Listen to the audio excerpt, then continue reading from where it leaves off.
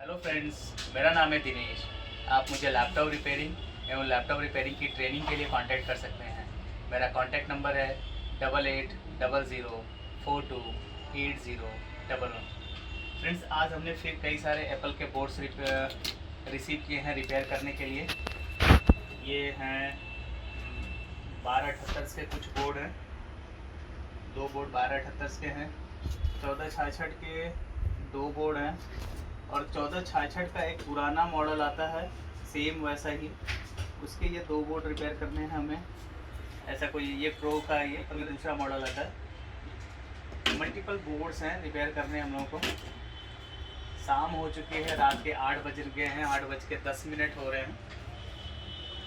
और जाते जाते मैंने सोचा एक बोर्ड करके जाता हूँ। आज हम लोगों ने 3-4 ऑलरेडी बोर्ड रिपेयर कर लिए हैं। एक मैकबुक 1278 रिपेयर किया गया है, दूसरा 1466 और तीसरा भी 1466, और एक बोर्ड और कोई मॉडल था, ठीक है। और ये भी एक बोर्ड है, इसको भी रिपेयर ही कर रहे थे। रिपेयर करने के लिए डेड कंडीशन में है। पहले तो ये है कि आपको जानना ये बहुत ज़रूरी है कि आपको क्या नहीं करना है। जब भी आप रिपेयरिंग के लिए बैठते हो, किसी टूल्स को इस्तेमाल करते हो, लाइफ में भी ये कॉन्सेप्ट आप अपना लीजिए कि आपको क्या करना है। ये तो आपको देख के समझ में आ जाएगा। क्या नहीं करना है ये जानना बहुत ही ज़रूरी होता है। चाहे किसी भी, अपने लाइफ में भी यही है, आप किसी बिजनेस में भी हैं, किसी टूल्स में भी हैं, किसी भी तरह के, हर जगह ये कॉन्सेप्ट अप्लाई होता है। क्या नहीं करना है ये जानना ज़रूरी है, क्या करना है वो आप तो देख कर सीख ही जाएंगे, ठीक है। क्योंकि देख कर सीखने की सहज प्रवृत्ति जो है ना, मैंने गॉड गिफ्टेड है, नेचर देती है, ठीक है। चलिए मैं आपको ये बोर्ड दिखाता हूँ। ये बोर्ड पहले मैंने देखा तो पहले अटेम्प्ट में ये हुआ कि नहीं यार, इस बोर्ड को नहीं देखा जा सकता, ये बोर्ड रिपेयर नहीं हो सकता, क्योंकि लेकिन फिर भी ये हमने एक वन शॉट ये चेक किया कि क्या इसका CPU शॉर्ट है। सबसे पहले हमने क्यों बोला कि ये बोर्ड रिपेयर नहीं हो सकता पहले देखकर, क्योंकि आप देखिए एक एक करके कोई भी ऐसी IC नहीं है जिस पे काम न किया गया हो। कोई भी ऐसी IC छोड़ा ही नहीं गया है। ये कोर IC है, जबकि हम लोग कभी नहीं छूते हैं, इसको टच करते हैं जनरली। कोर IC, इसके बगल में एक सपोर्ट IC है, इसका तो हमने जनरली पता भी नहीं कि कौन सी IC है, स्कीमेटिक में देखना पड़ेगा, लेकिन इस पर भी काम किया गया है। इसके बगल में आप देख पा रहे हैं 5 पिन की IC है। ये 5 पिन की IC, इसको भी निकाल करके दोबारा लगाया गया है। यहाँ पे कुछ नहीं टच किया गया है, लेकिन फिर अगर आप आ जाए, ये IC 51916 IC दिख रही है, संभवतः ये 1.05 वोल्ट की IC है। कौन सी है ये? 1.05 वोल्ट की IC है। इस IC को भी निकाल कर लगाया गया है। इसके बगल में ये RAM IC same 51916 IC same है, ये भी रैम रेगुलेटर है। देखिए इसके बैक साइड रैम है। इस IC को भी निकाल कर लगाया गया है। बायोस चिप को भी निकाल कर लगाया गया, ये कंफर्म है, ठीक है। इस बोर्ड में ये 3-5 की IC है, इसको भी निकाल के लगाया गया है या हिट मारा गया है पूरा, देखिए। और यहाँ पे ये है आपका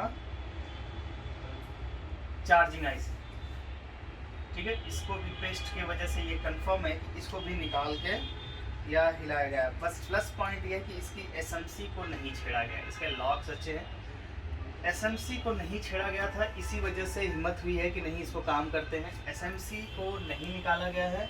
और दूसरा है कि आपके कोर का जो रेगुलेटर है, ये ग्राउंड के साथ शॉर्ट नहीं बता रहे। कोई भी रेगुलेटर ग्राउंड के साथ शॉर्ट नहीं है ना। शॉर्ट अगर कोर का रेगुलेटर ग्राउंड के साथ शॉर्ट नहीं होता है, 1.05 वोल्ट का रेगुलेटर शॉर्ट नहीं होता है, बाकी कोई रेगुलेटर शॉर्ट हो तो ईजिली आप रिपेयर कर सकते हैं। 1.05 वोल्ट के आउटपुट पे अगर शॉर्टिंग हुआ तो PCH खराब है। कोर रेगुलेटर के आउटपुट पे शॉर्ट हुआ तो आपका CPU चला गया, ठीक है। ऐसी कंडीशन में ये नॉन रिपेयरेबल कंडीशन में चला जाता है, क्योंकि अभी मार्केट में इसके SOC प्रोसेसर अवेलेबल नहीं है। हाँ, रही बात SMC, इसकी SMC जैसे कि आपको बताया है पहले भी प्रीवियस वीडियो में भी कि हमेशा जेन्युइन SMC मिलती है तभी आप रिपेयरिंग पॉसिबल है, अदरवाइज रिपेयरिंग पॉसिबल नहीं है। सो अगर आपको जानकारी नहीं है, आप ये कंफर्म नहीं कर पा रहे हैं कि SMC से रिलेटेड प्रॉब्लम है या नहीं, इसकी वेरिफिकेशन नहीं करते हैं, आपको वेरिफिकेशन करना नहीं आता है, तो इसको न छेड़ें, ठीक है। अब देखिए इसको न छेड़ने की वजह से ही हमने स्टेप लिया रिपेयर करने का। अभी ये बोर्ड डेड कंडीशन में, ठीक है, ये बोर्ड डेड कंडीशन में रिसीव किया गया है और सारी आईसीयू पे काम किया गया है। चलिए, हमने प्रीवियस वीडियो में बताया भी है कि जब भी आप डीसी जैक लगाते हैं, देखिए कोई लोड नहीं, इतना लोड तो मैंने जो एक कन्वर्टर लगा रखे हैं एप्पल के लिए, मेरे पास ये कन्वर्टर है, एक ही कन्वर्टर में तीनों की है, सी टाइप भी है, 1278 भी है और एप्पल एयर का भी है, तीनों ही एप्पल के एक साथ ही इस कन्वर्टर में। इस कन्वर्टर का 0.001 जो लोड उठा रहा है, ये कन्वर्टर कंज्यूम कर रहा है एम्पियर, बाकी बोर्ड कोई लोड नहीं उठा रहा। अब हम ये देखते हैं कि सबसे पहले इसका वी इन के लिए देखेंगे।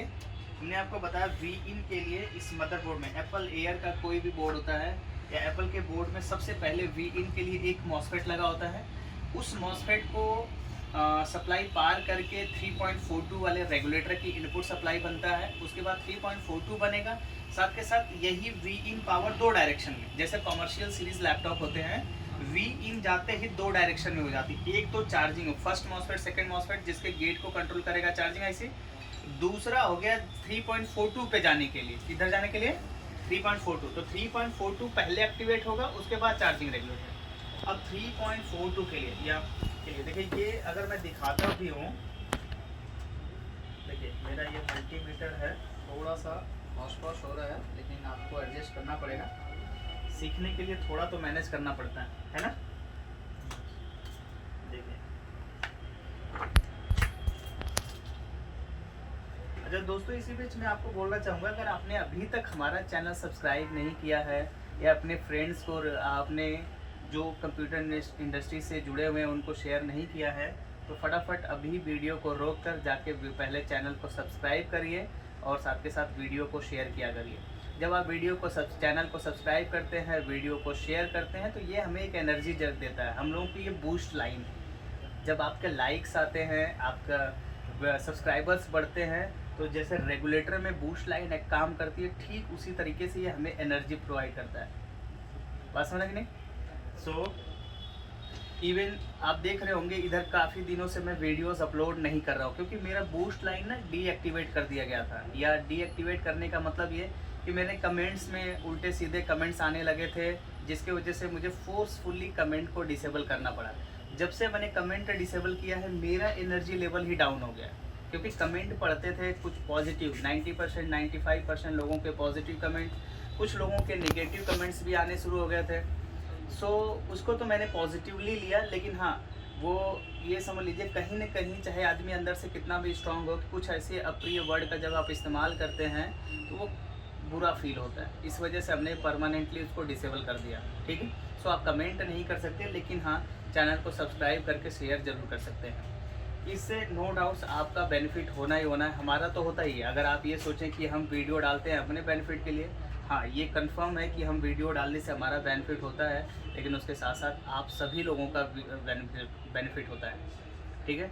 हम लोग हमेशा यही सोचते हैं, सबका साथ सबका विकास या सर्व शिक्षा अभियान के तहत हम लोग काम करते रहते हैं। ऑनलाइन क्लासेस हमारी चलती हैं, जहां अच्छी खासी फीस ली जाती है।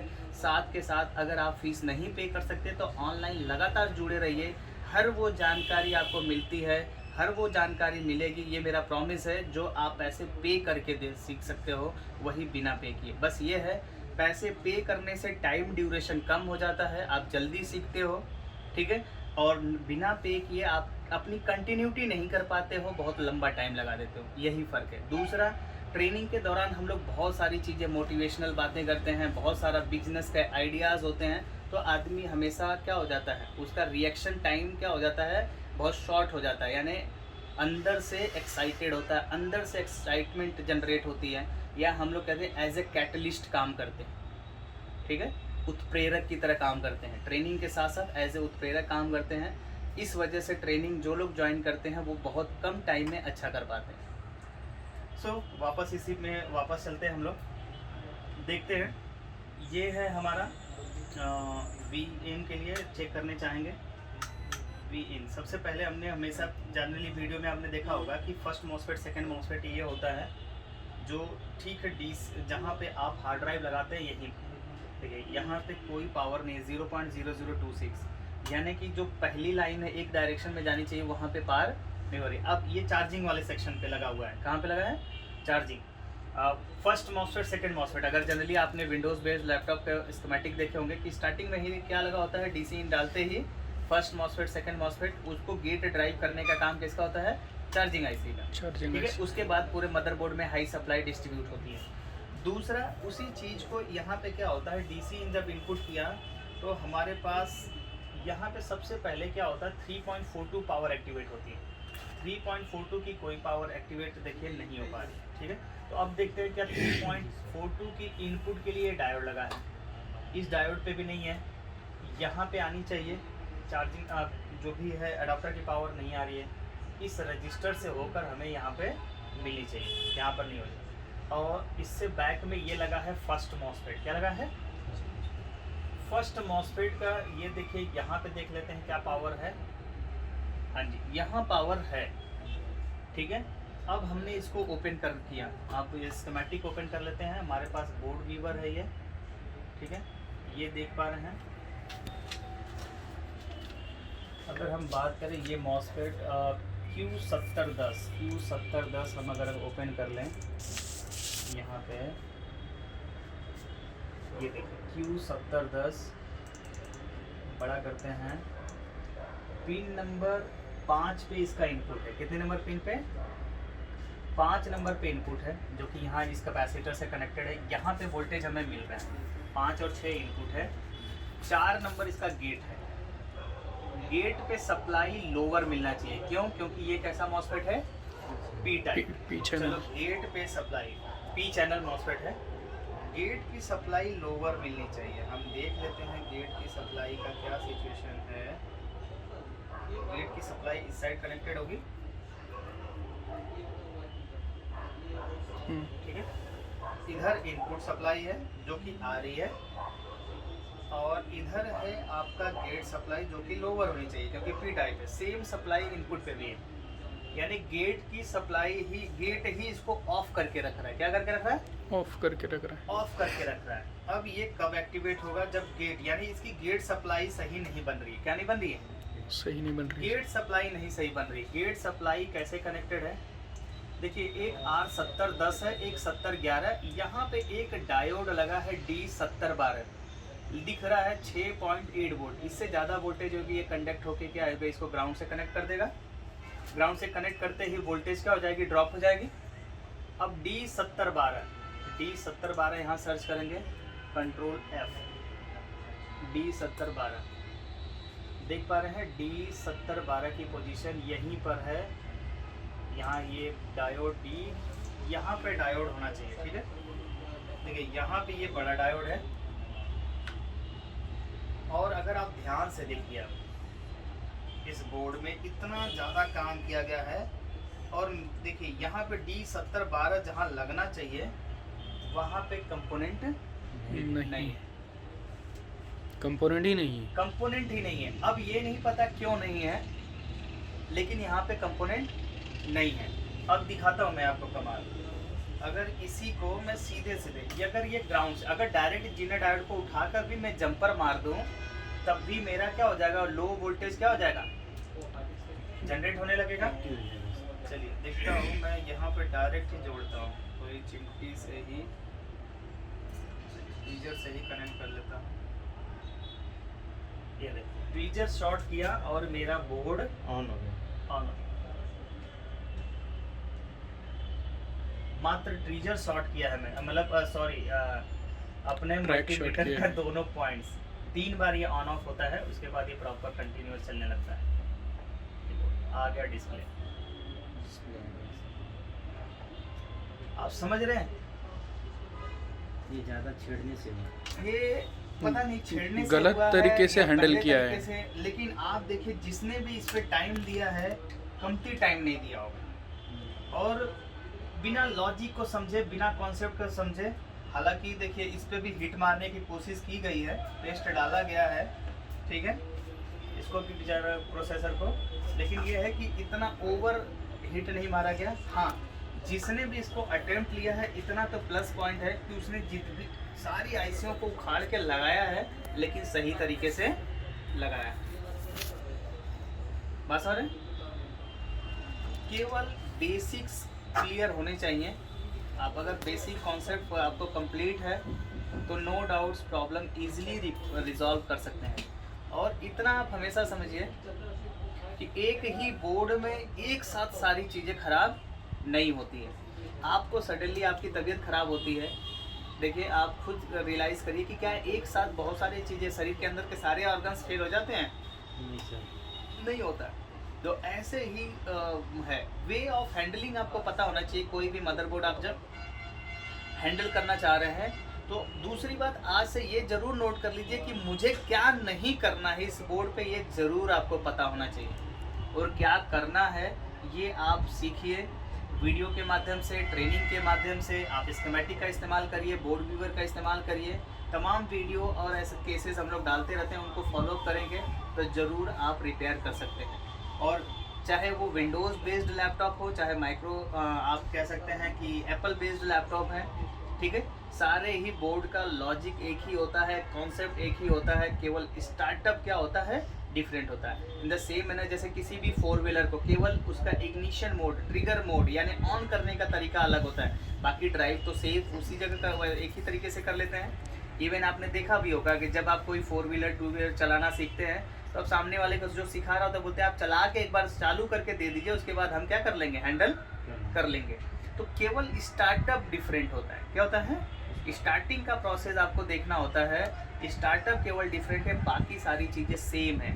इस मदरबोर्ड में भी चार्जिंग रेगुलेटर है, 3 वोल्ट का रेगुलेटर है, 5 वोल्ट का रेगुलेटर है, आपका 1.2 वोल्ट का regulator, RAM regulator 1.05, CPU core regulator, इनकी भी सारी पावर एक साथ बनती है तो हार्डवेयर पावर गुड बनता है, ठीक है। हार्डवेयर पावर गुड के बाद ही कोर बनती है, कोर के बाद ही आपका क्लॉक इनेबल होती है, क्लॉक के बाद ही आपका पीएलटी इनेबल होती है, पीएलटी के बाद ही डेटा बनता है।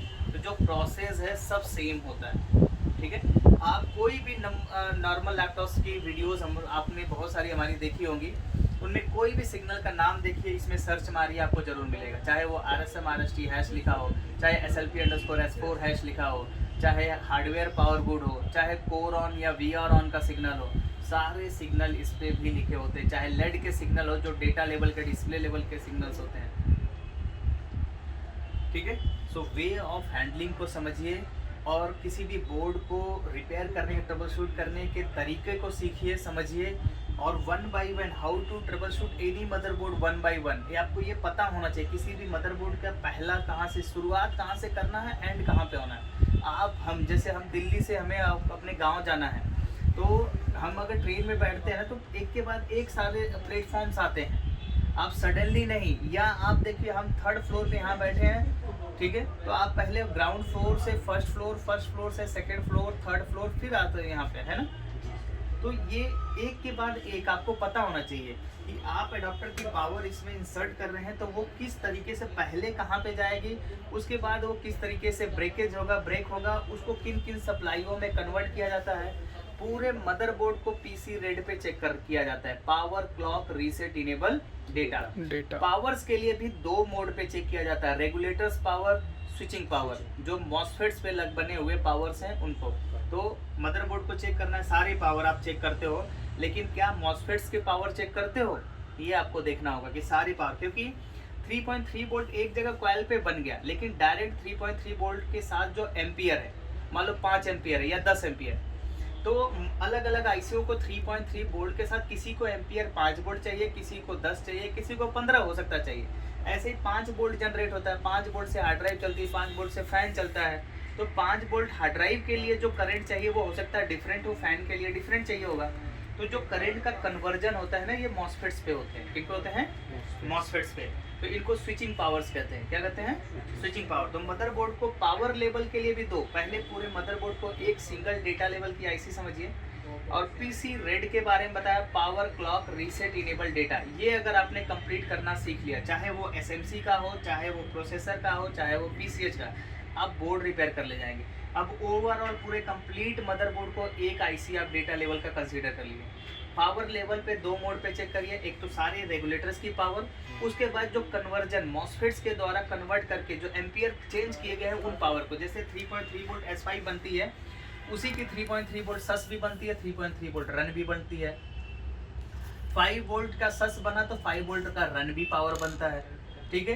रैम की पावर बनती है 1.05 वोल्ट पीसीएच के लिए बनी, तो यहाँ पे देखिए 1.05 का कन्वर्जन सीपीयू के लिए भी होता है। तो ऐसे ही सारी पावर्स का कन्वर्जेंस होता है। इवन इसमें भी देखिए जगह जगह अगर आप बात करें तो इस तरीके का जो स्ट्रक्चर मिलता है ना कहीं ये कन्वर्जन से रिलेट करता है। जैसे यहाँ पे देख पा रहे हैं ये कन्वर्जन से रिलेट करता है। इसके नीचे देखिए कांच वाला मॉसफेट ही लगा है। ऐसा जहाँ जहाँ होता है जनरली ये क्या होते हैं कन्वर्जन का। यहाँ देखिए कांच के मॉसफेट्स लगे हुए हैं, ठीक है। ये तीनों पोर्शन कन्वर्जन के हैं। किसके हैं? यहाँ पर देखिए लगा हुआ है कन्वर्जन है। तो इन कन्वर्जन पावर को आप चेक करिए, पहले कॉइल्स की पावर, फिर कन्वर्जन पावर कंप्लीट हुआ। PC, C for clock, motherboard में बनने वाला क्लॉक 25 मेगाहर्ट्ज का ये क्रिस्टल लगा हुआ है। 24 मेगाहर्ट्ज या 14 मेगाहर्ट्ज, 12 मेगाहर्ट्ज जो भी है, यहाँ 10, 12, 14, ठीक है। ऐसे 24, 25 मेगाहर्ट्ज कोई भी क्रिस्टल लग सकता है। तो अब इस क्रिस्टल के द्वारा 32 यहाँ पे मिलेगा, तो ये ऐसी 25 मेगाहर्ट्ज की फ्रीक्वेंसी जनरेट करती है और 32 किलोहर्ट्ज की फ्रीक्वेंसी जनरेट करती है। तो क्लॉक लेवल पे आप चेक करेंगे कि क्या मदरबोर्ड में जितने भी क्लॉक्स बनने चाहिए वो बन रहे हैं कि नहीं बन रहे हैं। क्लॉक के बाद रीसेट सिग्नल्स, कौन से सिग्नल्स? रीसेट, जैसे पीएलटी रीसेट हो गया, सीपीयू रीसेट हो गया। रीसेट सिग्नल्स आपको चेक करना होता है। जो मेन सिग्नल्स हैं रीसेट, उनको आप चेक करिए। उसके बाद इनेबल्स, क्लॉक और आपका कह सकते हैं रीसेट से मिलने के बाद इनेबल जनरेट होगा। देखिए कि कौन से सेक्शन को एक्टिवेट करने के लिए कौन सी इनेबल सिग्नल बनती है, कब बनती है, कब उसको कैसे चेक किया जाएगा वो आपको पता चलना चाहिए। तब आप डेटा के लिए जा सकते हैं, ठीक है। हमने एक प्रॉपर थंब रूल बताया आपको कि आप देखिए सबसे पहले S5 स्टेट, फिर S4 स्टेट, फिर S3 स्टेट। ये S2 S1 स्लीप मोड के लिए होता है, इसके लिए स्टेप ये जनरली डीएक्टिवेटेड ही होता है, इसको हम लोग नहीं करते हैं। उसके बाद S0 स्टेट, तभी थम्स अप होगा, यानी कि बोर्ड ट्रिगर करेगा या डिस्प्ले आएगा। बोर्ड पे क्या आएगा? डिस्प्ले आएगा। सो आई होप गाइज आज की वीडियो में आपने कुछ ना कुछ ज़रूर सीखा होगा। और फिर एक बार कहना चाहूँगा आप मेरे चैनल को सब्सक्राइब करिए। आने वाले दिनों में और भी बहुत ही इंटरेस्टिंग केसेस आपके साथ मैं डिस्क्लोज करूँगा। और ये once again thank you for watching my video. Have a nice day. जय हिंद।